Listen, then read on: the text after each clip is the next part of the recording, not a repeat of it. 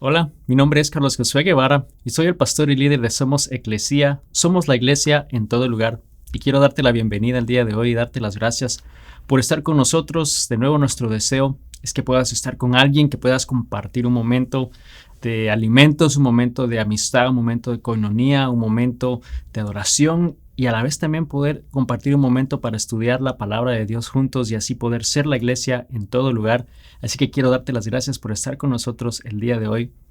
Y hemos estado estudiando en las últimas semanas algunas interacciones, algunos momentos en los cuales Jesús hizo una obra en la vida de hombres y mujeres y cómo transformó su vida.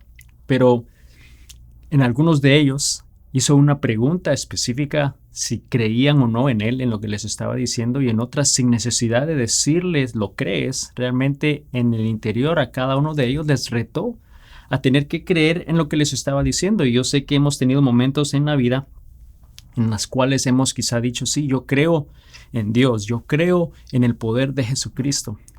Pero cuando te dice algo o cuando te llama a hacer algo o cuando te ha estado diciendo por un tiempo algo específico que requiere cierta acción de tu parte, ¿realmente lo crees y haces lo que Él te está diciendo? ¿O simplemente decimos, sí creo, pero no hacemos nada, no actuamos en nada, no realmente creemos en su palabra, en lo que Él nos está diciendo? Y en estas semanas que hemos estado hablando sobre ese concepto de lo crees, de crees realmente en Jesús, crees en lo que Él te está llamando a hacer. Mi deseo es que realmente puedas obedecer y actuar a lo que Él te está diciendo a hacer. Y el día de hoy quiero compartirte una historia que se encuentra en Juan 7 en Juan 8, empieza en Juan 8, y es la historia de una mujer que fue hallada en adulterio y que la llevan delante de Cristo Jesús y cómo realmente esa interacción cambió y transformó la vida de esta mujer. Y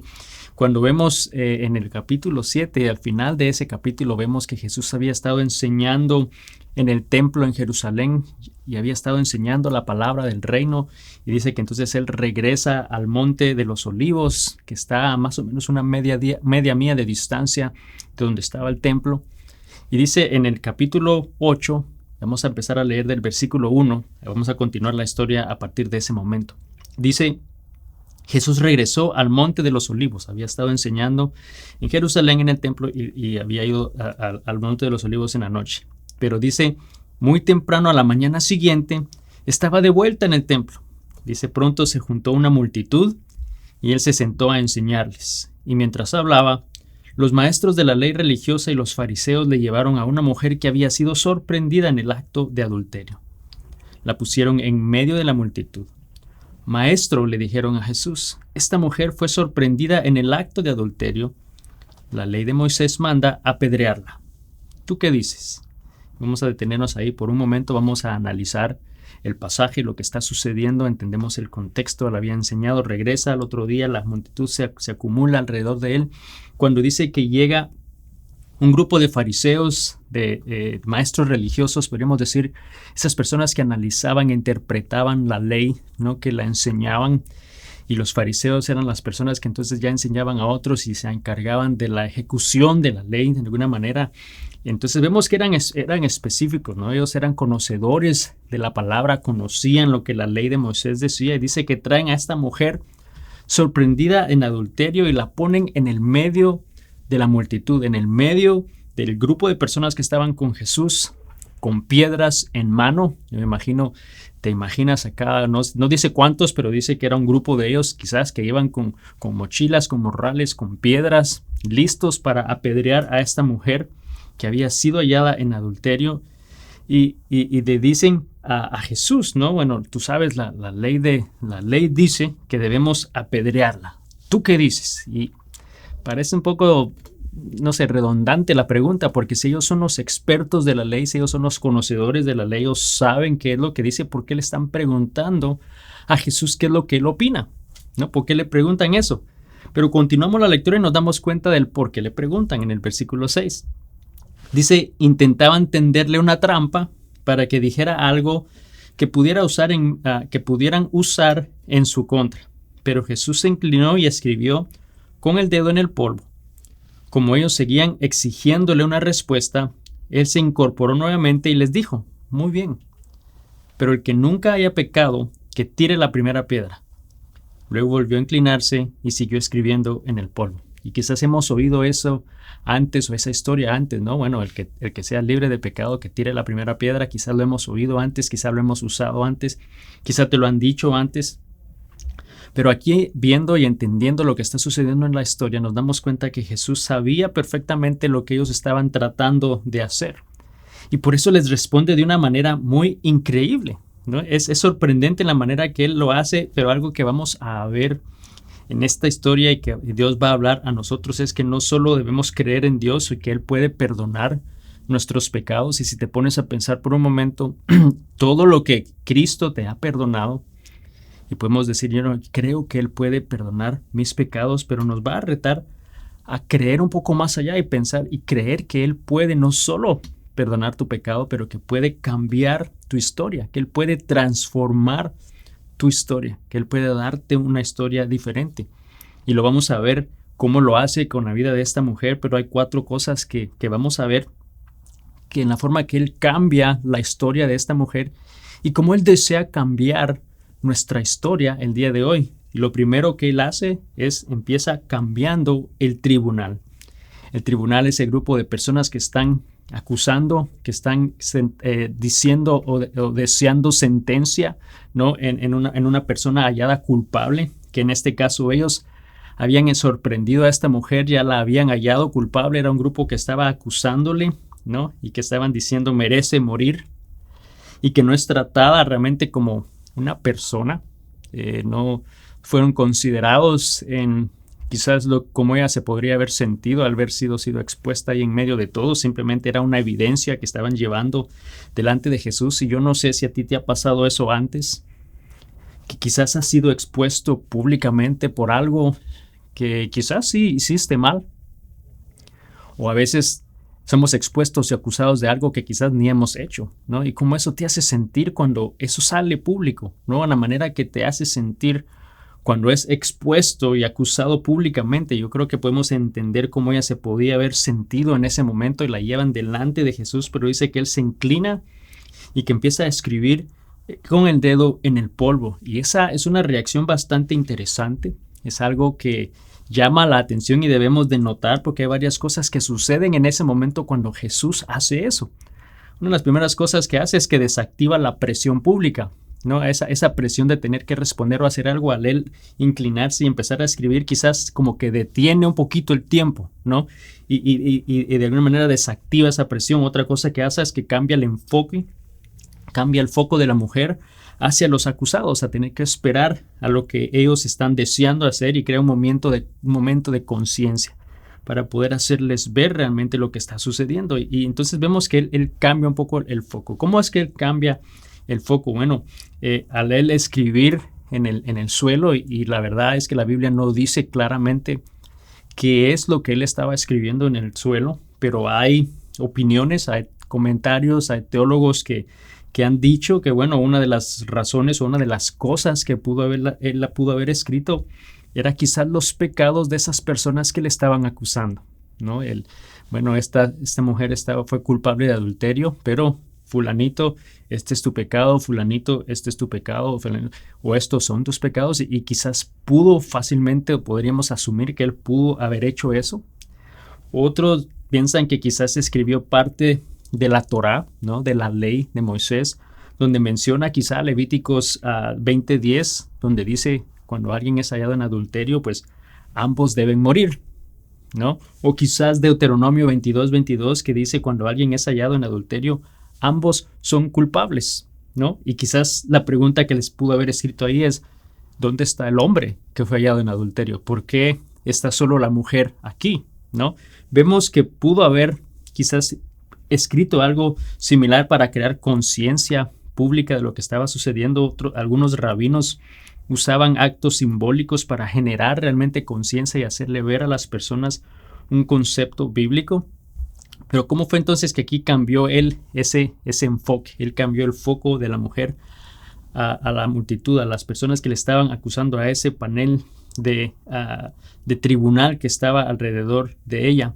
es que Jesús toma una postura, dice que Él se inclina, que esa es una posición de autoridad que usaban para enseñar o para juzgar. Cuando alguien, en este caso un rabino, se inclinaba, ¿no?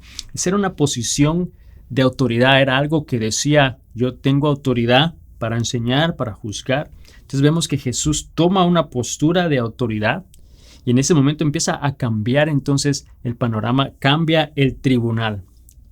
Lo que les dice entonces, puesto que estaban insistiendo tanto, les dice, bueno, muy bien, pero el que nunca haya pecado, que tire la primera piedra. Luego volvió a inclinarse y siguió escribiendo en el polvo, o sea, simplemente hace una declaración de autoridad y luego continúa con esa postura de autoridad y fue genial la manera que él respondió eso. Ahora, ellos querían tenderle una trampa a Jesús, que quizás él dijera, bueno, no sé, no lo hagan o sí, tiene que morir apedreada. No sé qué era lo que ellos esperaban, lo que ellos buscaban realmente. Lo que menos les importaba seguramente era la mujer, ¿no? Ellos simplemente querían hacer que culpar a Jesús de algo y querían apedrear a esta mujer que realmente no les importaba nada, pero no se daban cuenta que ellos mismos estaban infringiendo la ley. Ellos no estaban cumpliendo lo que la ley decía, porque solo llevaron a la mujer. ¿Por qué solo llevaron a la mujer? ¿Quién era el hombre que habían hallado en adulterio con él? ¿Era uno de ellos? ¿Era el amigo del gobernador? ¿Quién era el otro hombre y por qué es que solamente a ella estaban llevando? Entonces ellos vemos que tenían una postura, era este tribunal que estaban acusando a esta mujer esperando ser sentenciada para poder apedrearla. Y sin embargo Jesús les pregunta, muy bien, pero entonces, quien de ustedes nunca haya pecado, que tire la primera piedra. Y ahí es donde él empieza a cambiar ese tribunal. Ese grupo de personas que estaban acusándole, que deseaban sentencia en ella, empieza a cambiar. Porque entonces ahora se tienen que ellos dar cuenta si están en la condición de realmente ser tribunal que acusa o no. Ahora aquí Jesús no está negando la ley. Realmente Jesús lo que está queriendo hacer es llegar a la raíz, a la condición del corazón de ellos. ¿Qué era realmente su intención? Quería ir profundo en la vida de ellos. Y ahora, de alguna manera, entonces él empieza a cambiar ese tribunal en la vida de esta mujer. Y yo no sé de nosotros cuántas veces nosotros vivimos bajo el tribunal de la opinión de otros en nuestra vida. ¿Cuántos de nosotros vivimos en base a lo que otros opinan de nosotros, ¿no? Y muchas veces creemos que Dios nos mira de la misma manera que estas personas nos ven. Pero nos vamos a dar cuenta que Jesús no nos ve así, porque Jesús no la vio a ella de la misma manera que ese tribunal estaba viéndola a ella, ¿no? Culpable, que merecía la muerte. Vemos que Jesús va a transformar su historia, va a cambiar su historia y desea hacerlo en nuestra vida hoy. Y lo primero que él hizo fue entonces él empezó cambiando el tribunal. Número 2, lo que él hace es empieza confrontando el pecado sin humillarnos. La manera que él transforma nuestra historia, que él cambia nuestra historia, es que él confronta ese pecado pero sin humillarnos, sin alejarnos de él. Dice que después de escribir en el suelo esa primera vez y dice muy bien, el que nunca haya pecado que tire la primera piedra. Aquí nos damos cuenta que él no está negando el pecado en ella. Él no está negando que ella pecó. De alguna manera puede decir, bueno, sí, muy bien, culpable. Pero si uno de ustedes no ha pecado antes, entonces que tire la primera piedra. Vemos que él no está negando el pecado de esta mujer, pero tampoco la empieza a interrogar más. Tampoco la empieza a avergonzar más. Tampoco empieza a usarla como un ejemplo público para que otros vean, miren lo que pasa cuando alguien es hallado en adulterio y es culpable y es pecador y no la usa como una manera de ejemplo público. Más bien Dios nos muestra algo específico. Jesús nos muestra que Jesús puede confrontar el pecado sin destruir a la persona.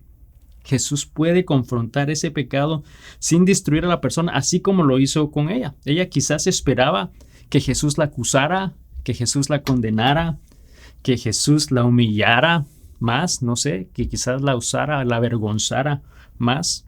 Pero realmente vemos que Jesús confronta su pecado, pero lo hace de una manera que no la va a destruir y que no la humilla. No lo hace de esa manera.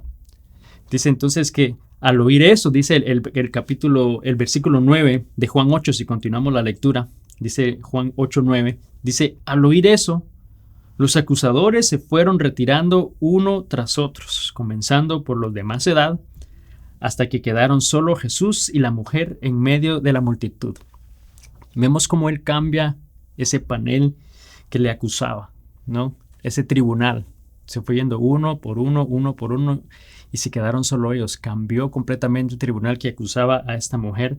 Vemos que nadie fue capaz de apedrearla, porque de alguna manera ellos se estaban ahora acusando a sí mismos, ¿no? Ellos estaban siendo ellos acusados del mismo pecado, quizá no ese mismo pecado, pero de pecado en su vida. Y vemos que no había ni uno digno de tirarla. Solo quedó Jesús, el Hijo de Dios, el Mesías, el único que realmente no tenía pecado, el único que podía apedrear a esa mujer porque era el único que no tenía mancha. Quedó con ella y quedó la mujer, la acusada, la pecadora, la que merecía ese castigo. Pero ahí es precisamente donde el momento de transformación está por suceder. Jesús empieza a confrontar su pecado, pero le ofrece una gracia inigualable. Y sabes, muchas veces nosotros vemos a personas, quizás en nuestra vida, en nuestra comunidad, en nuestra iglesia, que desean la verdad, que ellos quieren que se cumpla la verdad bíblica, pero olvidan la gracia. Olvidan hacerlo en la manera que Jesús está obrando aquí, con gracia, sin humillar, sin destruir a la persona. ¿Sabes? Aquí Jesús nos muestra lo siguiente: la verdad sin gracia humilla. La gracia sin verdad engaña. Pero la verdad con gracia transforma. Y es lo que Jesús está haciendo, y es lo que está a punto de suceder en la vida de esta mujer. Jesús desea cambiar su historia, como desea cambiar nuestra historia, desea transformar nuestra historia. ¿Cómo lo hace? Empieza cambiando el tribunal, haciéndonos ver que no hay nadie libre de pecado que pueda condenarnos los unos a los otros. Empieza confrontando el pecado sin humillarnos. Lo hace de una manera para restaurarnos. Número 3, lo hace separando el pecado de nuestra identidad. Separa eso que quizás nos hace culpables y lo separa de quiénes somos realmente, de esa identidad, que nosotros no somos ese pecado que en algún momento nos está haciendo creer el enemigo. Y vamos que todos se fueron, solamente se quedó ella con Jesús. Nadie fue capaz de hacer justicia porque todos eran pecadores. No había nadie, excepto Jesús, que podía realmente ejecutar eso, ¿no? Y en el versículo 9 entonces dice, Jesús entonces, dice, se incorporó de nuevo, le dijo a la mujer, ¿dónde están los que te acusan? ¿Ni uno de ellos te condenó? Ni uno, Señor, le dijo ella. Yo tampoco, le dijo Jesús. Vete y no peques más. ¡Wow! Qué tremendo impacto, qué tremendo momento el que esa mujer tuvo que haber vivido en ese momento. Vemos que Jesús separa el pecado de su identidad. No la llama adúltera, no la llama pecadora, no la llama por los nombres de quizá de los pecados que ella pudo haber cometido. Simplemente le dice mujer, ¿no? No la está empezando a separar de ese pecado y le dice, ¿dónde están los que te acusan? ¿No? De alguna manera le está devolviendo su dignidad, no la está humillando, sino la transforma y está separando el pecado, está separando eso que otros le decían y le está dando una identidad nueva. Y por eso ese fue el momento transformador. Ella quizás esperaba la muerte, esperaba quizás que fuera condenada, pero vemos que al contrario encontró misericordia, encontró perdón, encontró redención y nos muestra una verdad acerca de Jesús, que Jesús no minimiza el pecado, pero tampoco reduce a la persona a su pecado. Nosotros somos muy rápidos a reducir a una persona al pecado que ha hecho, ¿no? Si hizo algo y robó algo, es un ladrón. Si hizo algo, es un traidor. Y empezamos fácilmente a reducir a la persona al pecado que haya cometido, pero vemos que Jesús no hace eso, ¿no? Él no minimiza el pecado porque Él lo va a confronta el pecado en nuestra vida, pero no lo hace de una manera humillante, no lo hace de una manera que nos destruye o nos desmoraliza. Lo hace con la intención de restaurarnos. Y esa es la transformación que Jesús está haciendo en la vida de esta mujer y la transformación que Él desea hacer en nuestra vida. Él desea cambiar nuestra historia, desea transformarnos, lo hizo con esta mujer empezando a cambiar el tribunal, luego confrontando su pecado sin humillarla. Lo hace igual en nuestra vida hoy, separando el pecado de nuestra identidad. Y número 4, la última manera que Él transforma nuestra vida, cambia nuestra historia, es dándonos una nueva dirección. Dándonos una nueva dirección. Después de confrontar su pecado, le ofrece gracia, le ofrece misericordia, no la condena, porque él era el único que pudo haberlo hecho, pero aún así no lo hace, no la condena, sino que le da la oportunidad de una vida diferente, le da una nueva dirección, le dice, ve y no peques más.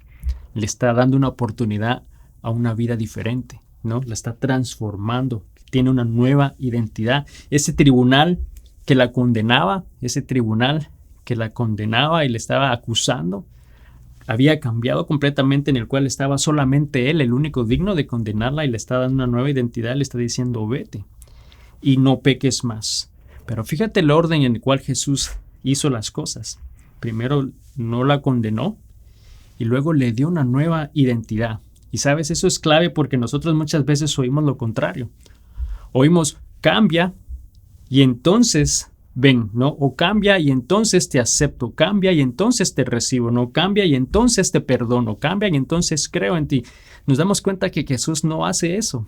Él nos acepta, no nos condena, nos acepta, luego nos da una nueva identidad y entonces nos dice, con esa nueva identidad que tienes, cambia. Te acepto, te perdono, tienes una nueva identidad, cambia. Y es la manera que Jesús hace y desea transformar nuestras vidas. La pregunta es, ¿lo crees?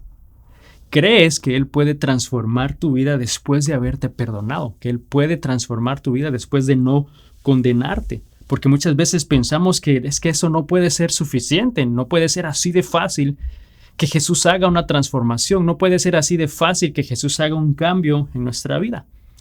La mujer, al escuchar esas palabras de Jesús, ella tuvo que creer realmente que estaba siendo absuelta de ese pecado, que no estaba siendo entonces realmente condenada, porque ella sabía, había sido hallada en adulterio juntamente con el hombre.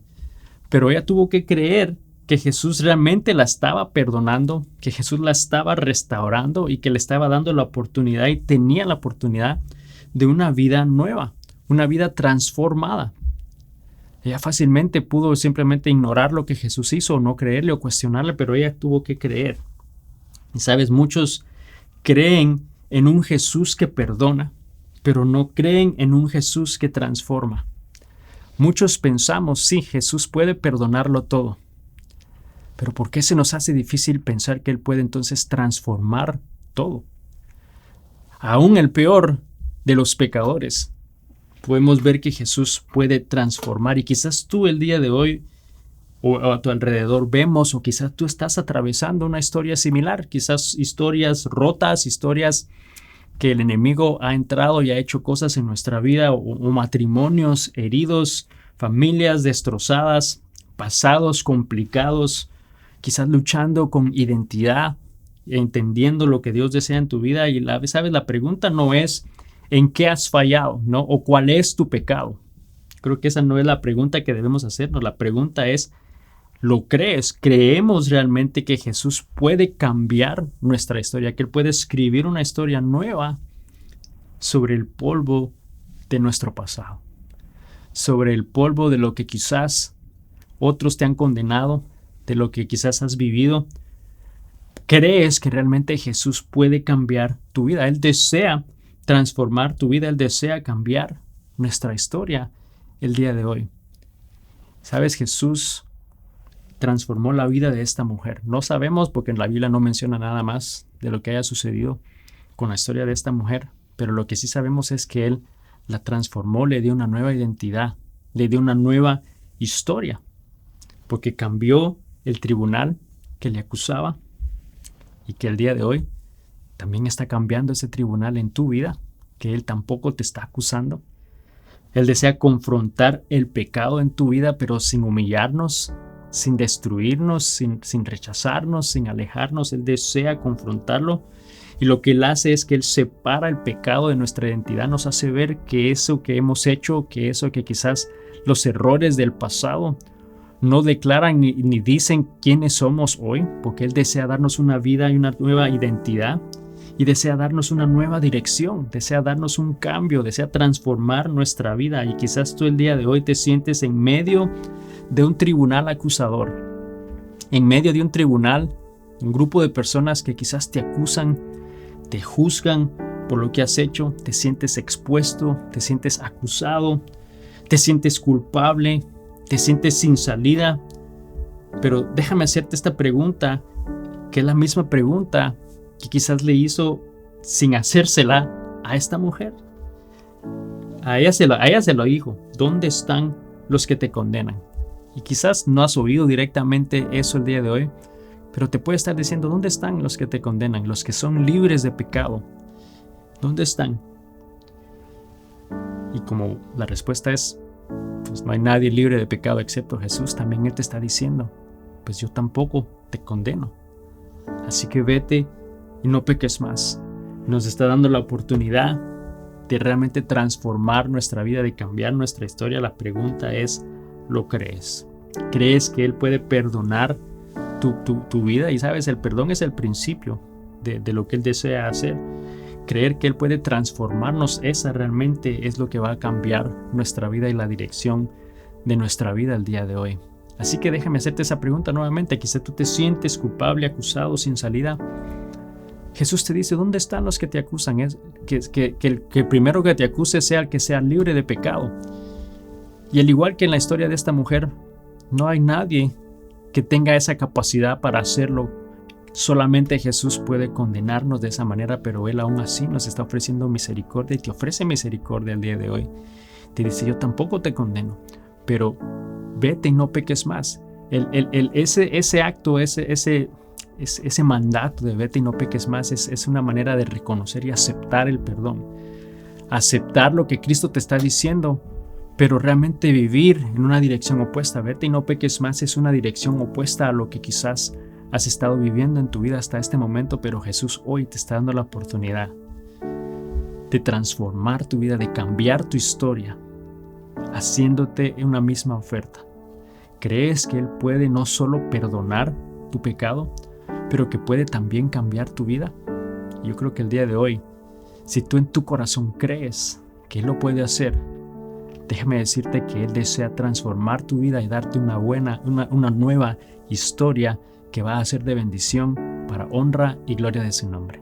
Señor Jesús, te doy gracias el día de hoy por tu palabra. Gracias, Señor, porque tú eres un Dios bueno, tú eres un Dios fiel, tú eres un Dios maravilloso, Señor, tú eres un Dios que nos ofrece misericordia. Padre, gracias porque tú no nos condenas, porque a través de Jesucristo tú dices que Él ya recibió esa condena, Él ya pagó por esa condena que nos acusaba, Él ya pagó por ese precio del pecado que nosotros debíamos de pagar, Señor, es lo que Jesús ya hizo. Por eso es que Él no nos condena, porque Él ya pagó ese precio. Lo único que tenemos que hacer es recibir tu perdón, Señor, recibir por gracia, Señor, ese regalo. Y Padre, te damos gracias por ese acto de Cristo Jesús en nuestra vida, porque Él no solo nos perdona, pero desea transformar nuestra vida, Señor, desea cambiar nuestra historia. Padre, gracias por ese plan maravilloso, gracias por esa oportunidad que nos das el día de hoy, Señor. Y para un hombre, una mujer, un joven que está oyendo o que está viendo, Señor, esta enseñanza el día de hoy, Padre, yo sé que tú has dado una oportunidad más en su vida, Señor, de saber que que no son el pecado en su vida, no son lo que quizás otros señalan en su vida, Padre, pero que tú deseas darle una nueva vida, una nueva identidad, que tú separas el pecado de nuestra identidad. Y cuando nos convertimos en tus hijos, Señor, entonces somos tus hijos amados, Señor, en el cual entonces ya no hay culpa de pecado, porque Cristo ya pagó por nosotros, Señor. Gracias por ese regalo, gracias por tu palabra el día de hoy, Señor. Yo te pido que nos ayudes, que nos des fortaleza, Señor, para poder creer en ti y en lo que tú nos llamas a hacer. Te damos honra, gloria, en el nombre de Jesús. Amén y amén. Y amigo, amiga, solamente quiero animarte el día de hoy a que recuerdes que el diablo desea, por sobre todas las cosas, evitar que tú realmente vivas esa vida victoriosa, esa vida que Dios desea en tu vida, que Él va a ser el primero que te va a acusar, Él va a ser el primero que te va a señalar y a decirte, ves ese pecado, ves, tú eres ese pecado, ¿no? Tú eres esa mujer adúltera. Pero recuerda que el enemigo ya está derrotado, que Jesús ya derrotó sobre él, ya tuvo victoria sobre la muerte, que Él ya pagó el precio del pecado al ir al infierno y poder resucitar al tercer día. Él ya pagó ese precio. Por eso es que Él nos ofrece gracia y misericordia el día de hoy. No nos condena, sino nos ofrece gracia y recibimos esa gracia y nos recuerda que Él nos sostiene en su mano, que lo único que debemos hacer es creer en Él, que lo único que Él nos dice es, hijo mío, confía en mí. Así que confiemos en Dios esta semana, que Dios te bendiga y nos vemos la próxima semana. Bendiciones.